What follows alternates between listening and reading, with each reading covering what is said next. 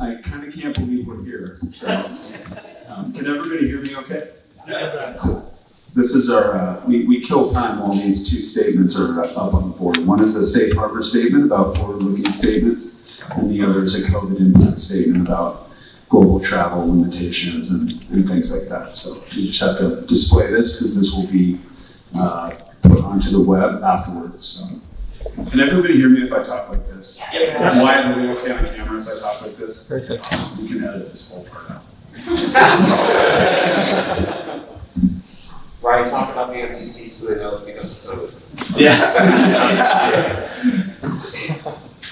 All right, here we go. Welcome. First off, I just want to thank everyone on a personal level. You know, I never script these things, and I'm not going to start now. So I wanted to thank everybody in the room. Everybody here is a face that I know or have a backstory with, or that I'm meeting for the first time, but that I have seen online, supporting HUMBL and our efforts to build something really special. So I wanted to, on just a personal level in this sort of intimate environment, thank everybody for helping us on our path. You know, Michelle, Karen, Jeff. You know, Jeff was teaching at the university. He's like, I'm quitting and I'm coming to work for HUMBL. And, you know, Michelle, I'm quitting my job. You know, let's go study, you know, the market, the global markets, and see where we can package these things up so that they make sense for the regions that we're going into, both domestically and abroad. You know, David, Calvin, one of the first cryptocurrency conferences, you know, if not the first in Utah, where we're bumping into each other, and you couldn't give away free pizza for people to come and listen about Bitcoin and Ethereum and all that stuff, and now it's a line out the door. So it's really, really fun to kind of think through the stories that sit behind HUMBL, even though this is just even, you know, our 9th or 10th month as a public company since we kicked off this whole SPAC attack thing. So thank you all for coming along the journey, and you know, we would be here for several hours if I was to tell stories about everybody individually in this room. And to me, that's the most meaningful part of what we're building at HUMBL is sort of the room for everyone in the tent at HUMBL. And I think that's a really special thing about our brand. You know, we live in a really divisive environment in our country, and so it's really neat to see people from across a variety of, you know, just backdrops, backgrounds, getting together at HUMBL, even if they have philosophical differences on certain things. So that means a lot to me, and that'll never change about HUMBL. So what is HUMBL and why was it created? So, you know, I was sitting in the car last night. I sort of trained for 20 years for this moment, for this ascent. You know, in my 20s, I'm 43 now. In my 20s, I was working in Silicon Valley, getting dropped in by an agency into, you know, AT&T or Cisco or whomever to go and solve problems and help them push product out the door, to find strategies, write white papers, etc. In my 30s, I was hired by Epson to, you know, help across their product lines, to define product, push product out, help market it across channels. So it was very valuable training for me to learn how to take product from unnamed concept fully to completion into both domestic and global markets. So that was very meaningful training for me, and I'm very thankful for everybody who helped me along the way on those 2 decades. So I kind of sat out .com as an entrepreneur, and I sat out cloud as an entrepreneur. And when blockchain came along, I became not only obsessed with it as a technology, but I also knew that I wanted to be one of the people to help shape how it gets packaged into the global markets. And that's why HUMBL was created. So how are we structured? We have a very similar business model to Alipay, Alibaba Marketplace, and Ant Financial. So if you look at a construct like that, Alipay offered these high APY rates to customers to get them to move their balances either out of cash in the mattress or out of banks into the Alipay framework so that they can use, send, and spend monies inside a custodial wallet. They also have a marketplace that allowed people to exchange goods between one another in a peer-to-peer format on a platform. And then lastly, they have over 7,000 financial partners that sit inside that platform and get plugged into customers to see if they might be of value as referral partners into the product line. So that's kind of the platform business model that we studied and that we saw work in in the Asian markets in China and primarily, and we thought, that's something that's working on a structural level. However, let's level it up into blockchain as a formative technology. So when we got started on HUMBL, blockchain still is a very obtuse sort of fragmented marketplace. And our goal was to, in the same way that the FANG stocks packaged up .com or cloud, package this thing up into really manageable bits for the customer using a proven business model that we studied with Alipay and Financial and Alibaba Marketplace. We believe everything in our platform will ultimately end up being tokenized, so you can send, spend, pay, and peg monies in a much cheaper and more synthetic way with tokenization. You can perform listings between peers, between people, without brokerages or bureaucracy layers that we think have novel applications inside ticketing, NFTs, and real estate. And then you have these sort of investment products that will ultimately, both for security reasons and for purposes of trade, we think need to move into a tokenized format from file cabinets to files. So that's what we're building at HUMBL. It's a very simple story with a lot of complexity behind it. And we intend to fully perform this thesis in a way where the customer can enjoy it in a couple of clicks. So right now we'll come out in sort of these silos, and then our architects internally on the tech team, Javier, others will think through, okay, how do we take these sort of siloed pieces and perform a really synthetic environment for the customer.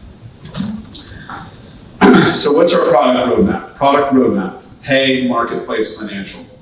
I'm excited today to tell you all that you will be receiving a beta version of our original thesis of buy crypto, earn interest, use and send stablecoins.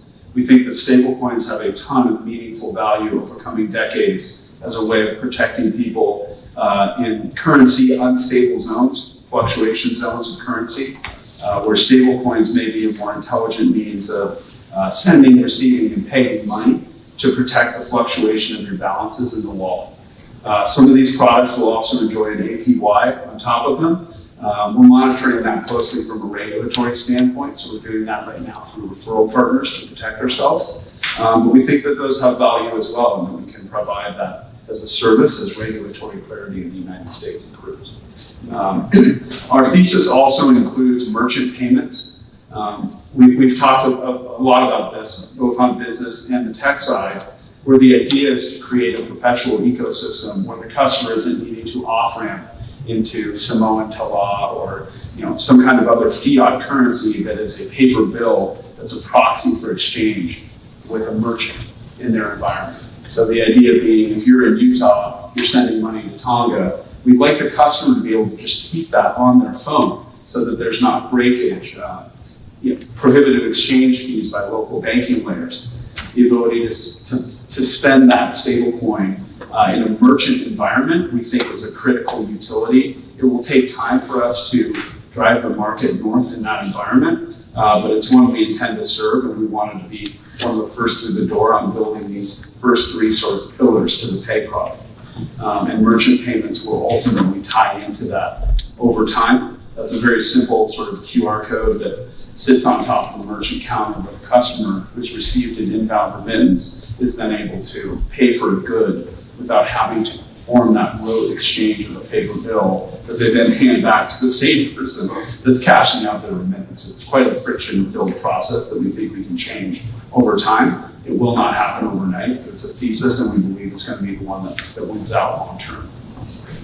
Also, I want to be measured about my comments about fiat peer-to-peer. We do still intend to roll out a fiat peer-to-peer grid. Like, we don't think fiat currency is going away.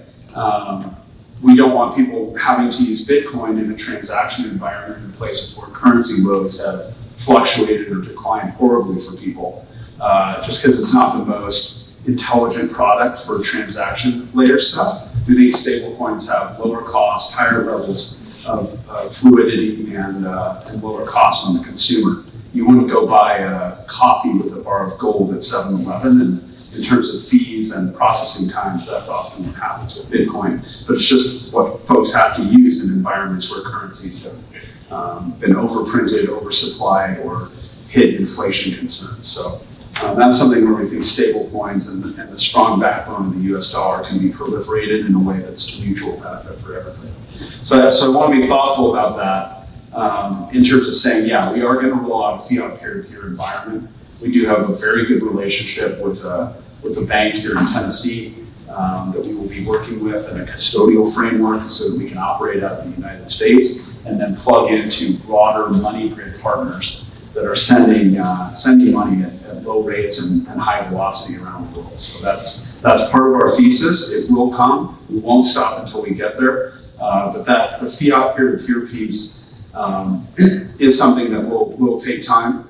But the blockchain piece, as of today, will be provided to you all in beta. We look forward to your feedback on that so we can refine the product and then roll it out at scale globally. In terms of the marketplace, we think NFTs and tickets become the same exact modality over time. Even if a customer gets a hard ticket, we'd like that hard ticket to have a QR code on the back that they can scan and get an immersive commemorative digital ticket in the form of an NFT. So that's music, sound, video. We think the Gen Z millennial customer isn't going to want to go to a concert, movies, sport, without coming home with something on their phone that's like, okay, I was at that game, I was at that movie, and here's my theatrical experience that goes with that as a ticket rather than some paper ticket that you put in the recycle bin. So very exciting times, fits very well with some of our wholly owned subsidiaries that we have acquired. And then real estate. Real estate is something that we think will be tokenized. It already is being tokenized, but will be tokenized over time in a big way. And we are looking at both rolling that out in a novel state inside HUMBL, as well as looking towards targeted acquisitions in tokenized real estate, particularly in emerging markets. Lastly, our financial products, our ETFs, active, thematic, and index products that are very thoughtfully architected on top of digital exchanges. Digital exchanges should be viewed as the NYSE or the NASDAQ of digital assets, and our software as a service, our bots sit on top of that and allow customers to get really thoughtful portfolio balance exposure to those markets. We would like to move these custodial over time. Calvin's going to have to take a few of his tests again. That's okay. So we do want to try to find some kind of broker-dealer framework, some kind of legacy trust that we can acquire so that customers do not have to go through the many layers of friction that they do right now to get access to these product lines. So that's what we're working on. The more we can get it down into 1 or 2 clicks, that's great. We recently rolled out the ticketing platform last week. Couldn't be more proud of that product line as yet. It's 4 clicks from search to checkout. So that's really going great, and I think it's indicative of how we want to build a platform over time to make it seamless for you to find what you need in the discovery layer of HUMBL and get to checkout. So what is the market saying about our thesis? They're saying, go and build it, dude. Get it done. So this thing jumped up on us pretty quick. I gotta say, we moved from tooling around in the garage on blockchain to a most followed blockchain brand in the world pretty quickly. So we appreciate the nod that the market is giving us about going and doing this. And we'll get plenty of paid bashers and short seller hit reports that like to throw out the FUD and get their margin to the short side and so on. And you just have to keep a thick skin and keep moving on that. So our thesis on that has always been, when they go low, we go high. Let's just keep moving. So it's exciting to see the market say, go and build this, and we will. I'll walk you now through the divisions, kind of some of the internal stuff that we go through on a daily basis, starting first with HUMBL Pay. We think blockchain needs a consumer platform, very synthetic consumer platform that will allow you to do some very basic utilities on blockchain. Right now, blockchain is largely a buy-sell trading vehicle. You have some buying, you have selling, you have derivatives. But we think that blockchain can take a step up here into the packaging side and be able to allow people to send money, spend money, pay money in ways that are just totally novel and exciting and beneficial for the customer, both here and outbound overseas. So today, all of you in the room will be getting a beta version of the product that we saw demonstrated in our borderless and Baja video, which is stable coins being sent, paying and paying with stable coins from one person to another in the peer-to-peer framework. So you'll get a beta test of that. We invite you to join the program, beat it up as much as possible. Tell us what we did wrong, what we did right. This is a product we want to really do well. It involves people's money, so we need to be thoughtful, both in terms of the quality of the tech, the security of the tech, and then lastly, the regulatory framework that we sit this in. So the key features of this will be buy crypto, earn interest, which will be done through third-party referral partners, USD stablecoins that can be used for, again, protecting yourself against currency fluctuation or sending those between people. It's really, this is an API for the US dollar. And I think it's intelligent for our country, both from a patriotic standpoint and a globalist standpoint, to use stablecoins as a methodology for sending money between people and protecting yourself from currency fluctuation. I think it's a really thoughtful way for us to help proliferate the dollar while helping people in markets where currencies are fluctuating, and our own currency may fluctuate over time. So it's something that I really think we need to look at and help people get easy access to versus just using Bitcoin, which also goes up and down and has some, doesn't necessarily, it's not necessarily architected for peer-to-peer exchange as much as stablecoins are. So we're hopeful there, and we study regulatory. The cool part about HUMBL is everything we are doing, because we are so early and we are helping define Web3 and blockchain and how it gets packaged. Every single day I wake up and I look at see your thoughts, and I see some headline that alters the way I present our slides. So it's neat to be that early. We're very mindful and thoughtful of regulatory. I've always said the two bogeys that could kill us would be running out of money or running afoul of regulatory, and we're not going to do either. So this is the key feature set that you'll get today. And again, we look forward to your negative feedback as much as your positive feedback. We learned a little bit from our merchant release that we want to throttle these things with care. So Holly and team will be very thoughtfully rolling this out. I want to thank Adrian, Cynthia, others for the design language that went around this as well. Very proud of the quality of the product line. So you see some things in there, news about blockchain, your wallet balance, the ability to buy crypto. We don't love our spreads on the buy crypto right now, so I wouldn't say that's our key Trojan horse. But I would say that the stablecoin piece, parking and pegging and stablecoins and using and sending them is a big part of our thesis. So we would steer you towards that behavior as yet, and it also fits with our expansion thesis into emerging markets. In terms of the tech team, this is kind of how it shakes out. You can really feel the tech team leveling up over the last month. Frack, Jesse, John, others joining us that have just been terrific. We have very good support agencies as well. I want to thank Kelton Agency. They've done a good job. They help build Flipkart, Walmart, Paytm in India, rapidly scaling peer-to-peer product lines. So we feel well circulated in terms of both our agencies that we can call on and then our internal tech teams that are doing a good job of daily updates. In terms of your data, we'll be very thoughtful about where and how we store that. Most of it will be offsite or offline or through partners so that we don't have any ingress in this regard, but we're also going to be using it to refine your experience on HUMBL in a way that's more seamless, more meaningful, and allows you a more synthetic experience at HUMBL over time. In terms of our patent filings, we'll keep you updated there. On the left side, on your right side, is the comprehensive buying, selling, trading, tracking, verification, validation, tokenization, and financial services using blockchain. That's a big fancy word for everything in the world is going to get tokenized, and we want it to happen at HUMBL and HUMBL Financial. And then the second one, which has drops of my blood on it along with others, is a 50-page something document about a system and method, an instant settlement network that we propose on blockchain. As an alternative to the current SWIFT system. You have a lot of local and regional banks, no offense, that sit on top as layers on top of places like island chains, for example, in the Caribbean or Oceania. And they charge these very prohibitive, friction-filled amounts of fees to onboard and offboard. It's part of why we like that direct stablecoin thesis. But we also propose that blockchain can provide novel ways to disrupt the wire system that has aged out quite a bit here over time. So we'll keep you posted on what we hear there. And I think those have been filed globally. I'll correct that if that's not correct. In terms of HUMBL Financial, again, once we get the customer's balance into HUMBL, we would like for them to be able to get exposure to the top performing asset class of the decade, which is digital assets.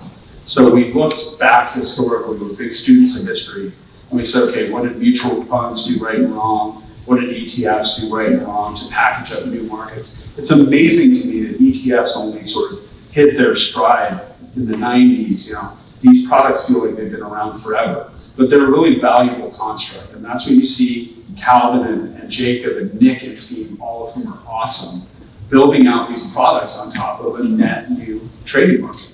And some of that's index, which is very simple. I'm going to buy a BlockFi. Some of it's active, very active strategies where if you go into the research section of HUMBL Financial, you see when Calvin has come in and struck and done his buys and sells and so on. And they've architected our algos and our bots to make, I think thoughtful decisions around how these markets move, which is totally different in multi-factor versus some of the more pedestrian markets that have seen a lot of conglomeration within the FANG layer and so on. So volatility is to be found in the blockchain markets, and we want to harness that for you while still giving you passive exposure if you want it to a long-form thesis.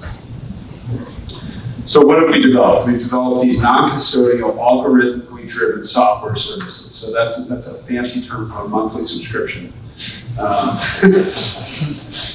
like to get it custodial over time. That will improve our margin loads, meaning that we'll move to an AUM, assets under management framework that was custodial for us. Right now, these are totally non-custodial. I want to, for regulatory, deeply emphasize that these are non-custodial products. At the moment, at HUMBL Financial, although over time we'd like to try to acquire a legacy trust or a broker-dealer to be able to house these for you.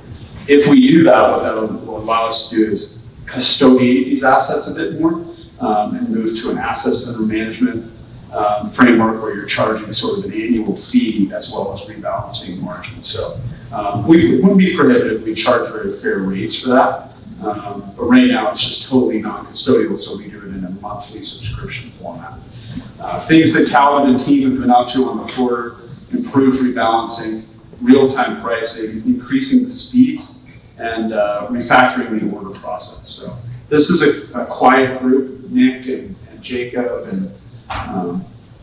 and those guys, Calvin, they just, we could do a meeting once a month and they just got it all dialed in, so I really appreciate you guys and how easy you are to do business with and the level of thought and depth and care with which you build your products, and the passion that you have around blockchain is shared and fun to see. So I met Calvin years ago at this conference, and we didn't work together for years, but I just knew as soon as I met him that we had the same idea about trying to simply package a new human trading market in ways that were simple enough for people to go, yeah, I can put a little bit of my portfolio into that because why wouldn't I? So we like to improve Sharpe ratios on this and give people, sort of a calibrated exposure to what their taste levels are or what their strategies are across index, thematic, and active product. We've also improved our product detail pages as well as our research and tracking.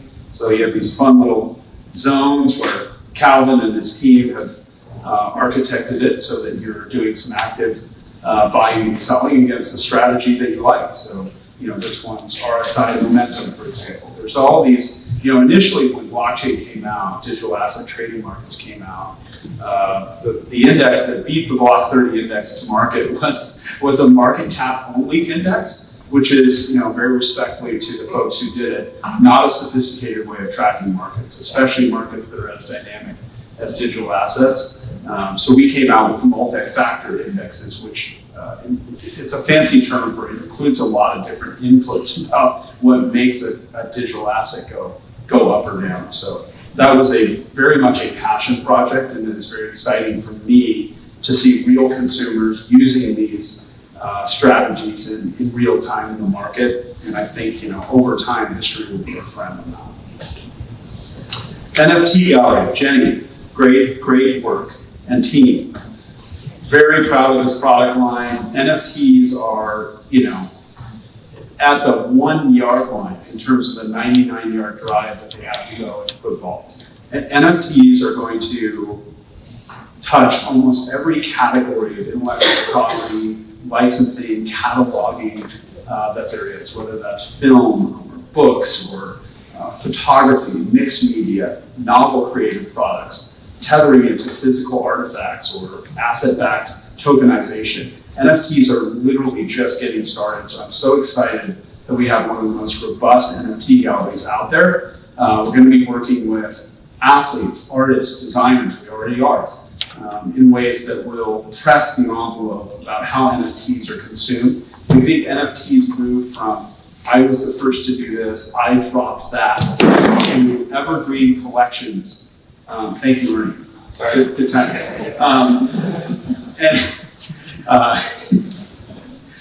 And NFT drops will move to more evergreen collections and content channels. That's really where we're taking this thing. So I had a meeting with an artist who has a gallery here in Nashville and on the West Coast as well 2 nights ago. He does stuff for very notable athletes and celebs and so on. And we really think at HUMBL we can marry, here's a sort of fully digital artifact, which is a totally consumable medium for Gen Z and millennials. They don't have a propensity to need the physical artifact on their wall.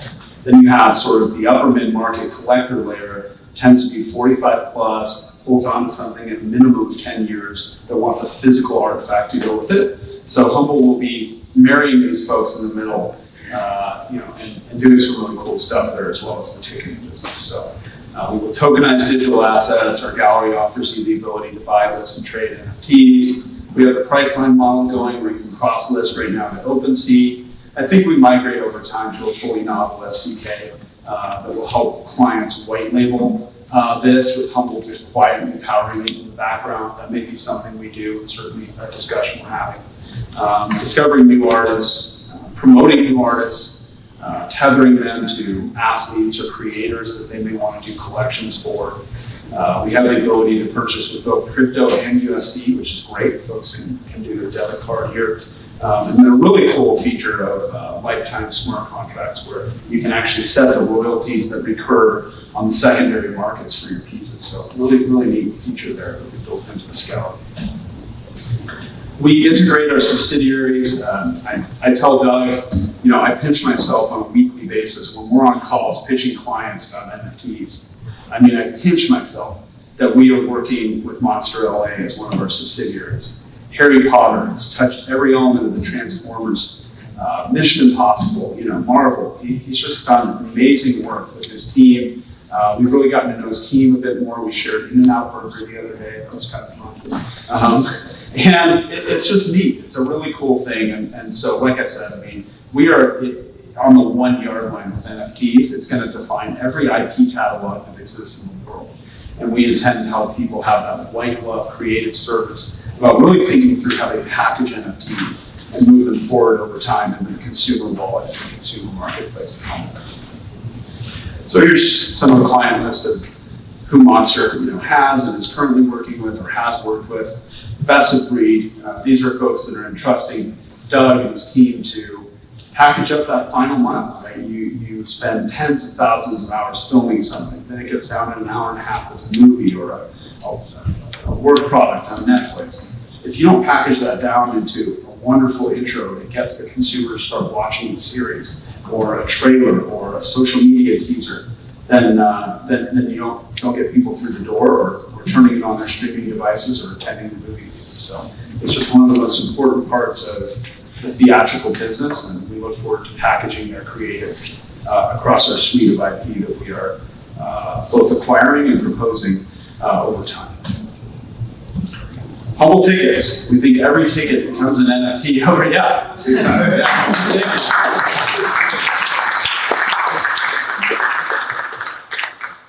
HUMBL tickets, and I love the response because it's been such a relief. That platform is doing so great.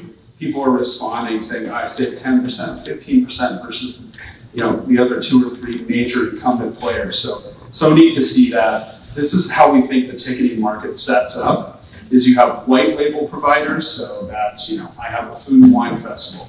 I need a technology that nobody can see or feel. It's just powered by Humble tickets right there in the lower right. I want to be able to do VVIP experiences at a film and wine festival, or I want to quietly be able to issue tickets to some kind of event. So that's white label. So we'll be looking at either building or acquiring something in the white label zone. Certainly we have some of those capabilities already with Tickery. The secondary market, that's what we just rolled out last week. Can't emphasize how great that's going so far. We're just getting great feedback. Discovery layer was easy. Process to checkout was 3 clicks. I found what I was looking for. Tickets were a good price. So we're so proud of that. That's going to serve us for decades. And then the primary markets, right? Going and acquiring businesses that have primary engagements with artists and properties, as they're called, that have very binary relationships with amphitheaters, stadiums, specific artists that want to issue tickets through Humble Tickets or subsidiaries. So that's how the ticketing market kind of shakes out, and we will serve it across the platform. We'll also be integrating Monster a ton. Again, we do not want you to go to a sporting event, a college event, a concert, a festival, a theater, without coming home with a really beautiful hard ticket, QR code on the back, or getting the delivery into your wallet of this immersive, Shazam-like experience for ticketing that you can keep and trade and exchange in your memory with you over time on an immutable digital registry. The key features that we have right now in the platform that launched last week, we have access to about 4 billion of ticketing content. So it's eat what you kill on that. That's through an API syndication layer. And then we can set the margins on the backside of what we want to charge. Sometimes in secondary, when you combine the buy and sell side, it's almost 40% on the margin loads. So it's pretty easy to drive pretty good margin while still coming in as a disruptive competitor on pricing. So we're coming in with competitive price discounts, intentionally improving the experience while undercutting the price for the consumer. We have an authenticated inventory guarantee, so 100% customer satisfaction. And full customer support on the backside. We do think a lot of this behavior on the secondary moves to blockchain, so we'll be working on that over time as well. Robust seat maps and discovery. I know we missed a little bit on our map with the merchant application. We didn't want to do that again, so I welcome you to tour the map we have on Humble Tickets. It's just phenomenal. Getting great feedback on it, pictures of what your seats look like, and so on. So really encourage you to go and check that out. So we wanted to get that right this time. We're starting. We've been public for 9 months or something. So we're going to swing and miss on stuff all the time, and we're going to hit some home runs once in a while. So we thank you for bearing with us as we improve our existing product lines, and I think future releases will always show some improvement about what we didn't get right the time before. In terms of early sales over the last 7 days, 10 days, college football, pro football, Major League Baseball, National Hockey League, sports are outpacing right now. I was talking to one of our angel investors, and he said, traditionally music is about 50-50 with sport. And I think what's going on right now is the music folks are just kind of hedging it a little bit due to the Delta surge. So I think that, I think this time next year when we're all sitting here, it's going to be 50-50 down this pie chart, music and sport. That's traditionally how it shakes out on the couple of major providers that we are disrupting. So I think it goes 50-50 music and sport. But right now, sport is full throttle. You saw 100,000 people in the big house in Michigan last weekend. And so we're selling through sports, and I got to tell you, it's kind of neat to go into the backside of our dashboard and see people from all 50 states buying tickets to sporting events. It's a trip to see them doing this on Humble Tickets, So it's really cool, and we thank you for giving us your business. In terms of accretive acquisitions, we're so proud of the Tickery acquisition as a subsidiary. I have a ton of respect for what Juan and Javier have built over there.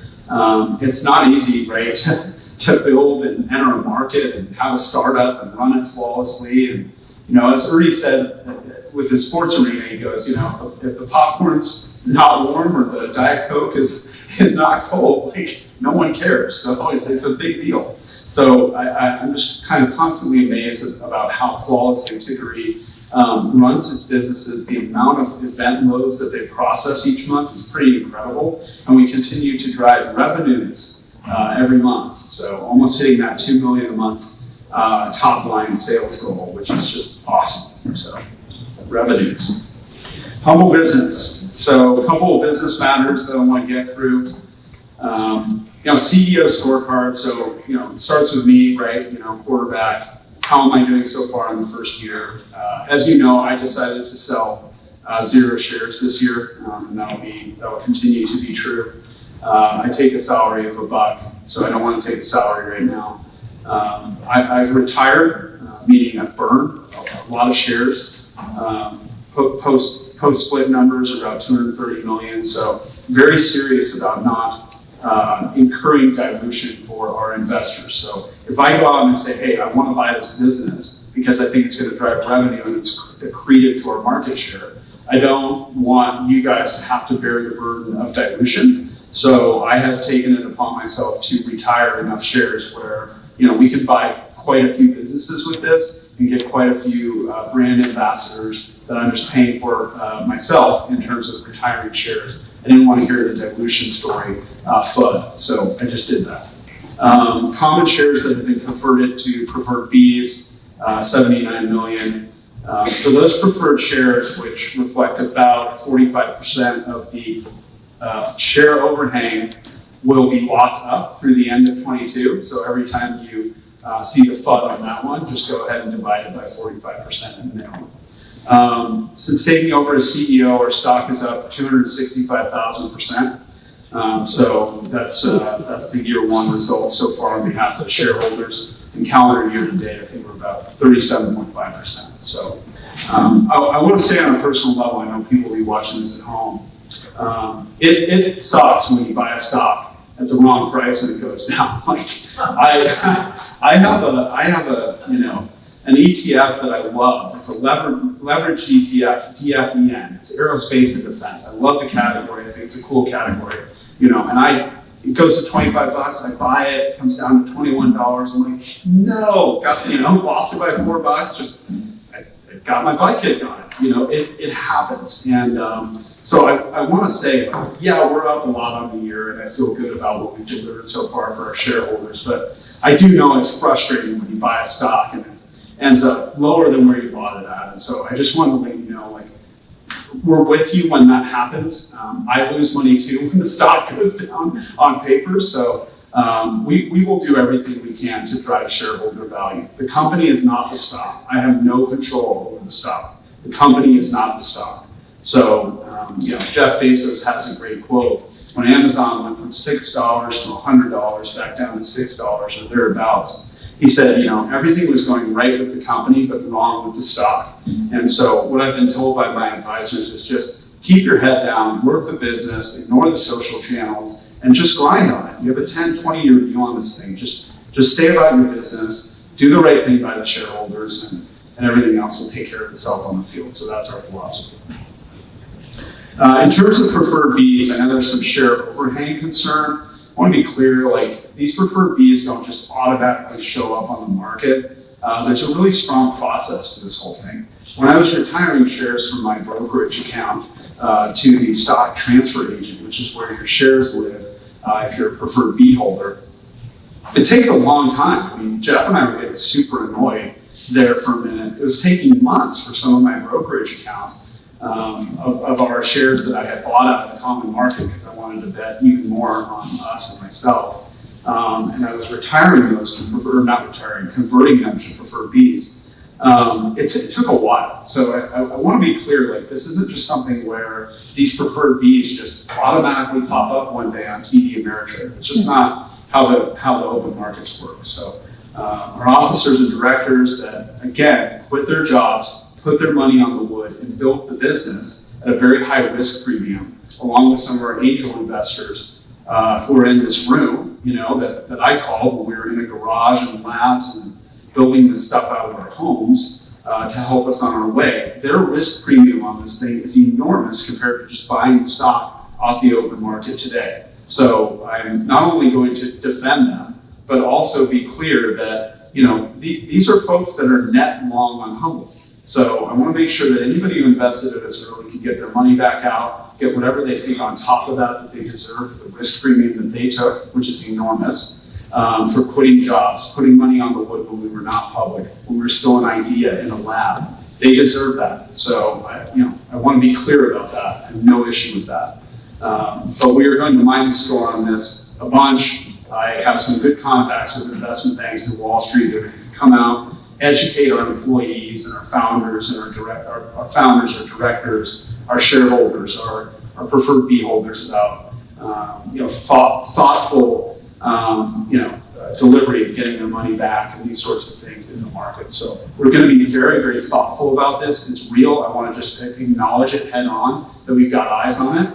And I think I've also shown, in previous slides, that I'm also not afraid to change share structures and burn shares as well at any time.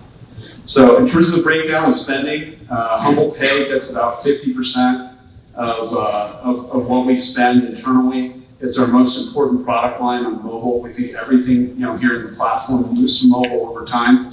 So that's our big bet. Very focused on rolling those merchant and peer and digital asset products out in the mobile format. So that's where we invest the most heavily. Our NFT and ticketing platforms get about 35%. 35% of every dollar that goes out. And then HUMBL Financial runs really lean, which we appreciate because it's sort of that software eats the world model of once you build it, it's a profit center at that point. But we would like to maybe invest more there on both marketing. We've got to market those products. I've just been a little hesitant to shift the marketing in the fifth gear on HUMBL Financial until we have the amount of time and effort that it takes and friction reduced to get into those products. So we remain on the hunt for properties that would allow us to custodiate those assets. Okay, how can we level up on our marketing going into next year? Recently, we built the new HUMBL headquarters. That has just been an absolute blast. All of you in this room are welcome to come and visit. Just, ping Glenn in advance, and he will set it up for you to come by and see the thing. We've got the podcast room set up. The podcast is going to go out October 4th, I think. My first couple cuts at it, I did a few episodes with some NBA guys that you'll see here in a few slides. I did okay, it's all right. I thought the Gabby one went great before the Olympics. She's just a star, so I could just ask questions and get out of the way. So she and I wrote a click, so that was easy. But we'll improve on that over time, and I think it'll be an epic marketing vehicle through us across iHeartMedia's massive presence. So that'll be a great marketing vehicle for us, and we'll interview big celebrities, but then also folks who are novel in what they're doing. I want to interview Doug about his path through Hollywood over the last 20 years, and Ernie about operating arenas and stadiums. So we're going to have some fun with that one. And I'll get better at it, so bear with me. And it's fun to have this headquarters. The whole thing feels so grown up. We arrived here a few days ago, and Jenny kind of looks at me, she goes, "This is like real," It's like, okay. Yeah, it kind of is. So excitingly, we have some brand ambassadors that are coming online. These folks have great social media footprints. They have through lines into regional areas and markets that we want to penetrate. So you take, a Johnny Cueto, from the Caribbean, Latin and Caribbean corridor. You have already captained the All Blacks, winningest franchise in the world, leading the Haka a couple days ago. I mean, what a thrill to have the captain of the All Blacks representing us in Oceania. You literally can't ask for a better face in the world for us in Oceania. Surfers, you got Rob Machado, a local guy in San Diego, who's going to be doing some NFTs with us. Surfing is going to be a super dynamic category in NFTs. It's such a beautiful visual medium, and it's so epic what these guys pull off out there, as well as their photographers and their videographers who've traveled with them for 20 years around the world. It'll be very global, very dynamic, and Doug and Justin and the creative team are going to do some NFTs around this that have never been seen before in the world. We'll work with our Olympians like Gabby, and then we've signed some NBA guys that I'll reveal here as well. Marcus Smart, who's a grinder on the court. So So that's cool. So you saw the Olympics this summer. We were very proud. We brought home a country's worth of medals here in HUMBL over the summer. So HUMBL Nation, I think, was in the top 20 of medals. so that's good. When we buy our utopian island, we'll be able to enter the Olympics. So that's cool. So we are thankful to the Olympians and want to thank them. I'll be talking to them about their social media presence and how we roll that out. We saved a lot of power with our ambassadors because I just wanted to get our product lines launched before we push things out. But I want to both say congrats on your achievements at the Olympics, guys, and then secondly, we'll be in touch on rolling things out.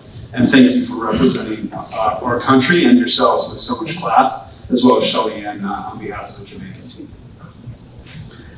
Basketball, all right, starting up soon. Could not be more excited about this. So we've built out a very good relationship with an agency called Bouchon Sports Management, which is one of the top boutique agencies in global basketball. So we thank them. We were able to kind of line item list the athletes that we wanted to sign in their stable, and these guys are just bomb. Drew Holiday, gold medalist. He goes from winning the NBA championship to 3 weeks later winning a gold medal. So, I mean, you're not going to find a better basketball player than that. Spencer Dinwiddie, he's the original blockchain guy in the NBA. So one of my first podcasts that we'll publish in October was with him. Again, another guy where I could just ask questions and get out of the way. He is more articulate about blockchain than I am, so he's just terrific. He was the first player in the history of the NBA to try to tokenize and fractionalize his contract with the fans. So just, an amazing guy and so smart. So very cool. Marcus Smart, who embodies the humble spirit, obviously very talented and a great scorer and a great defender, but also will dive for a loose ball and grind. So we love his heart.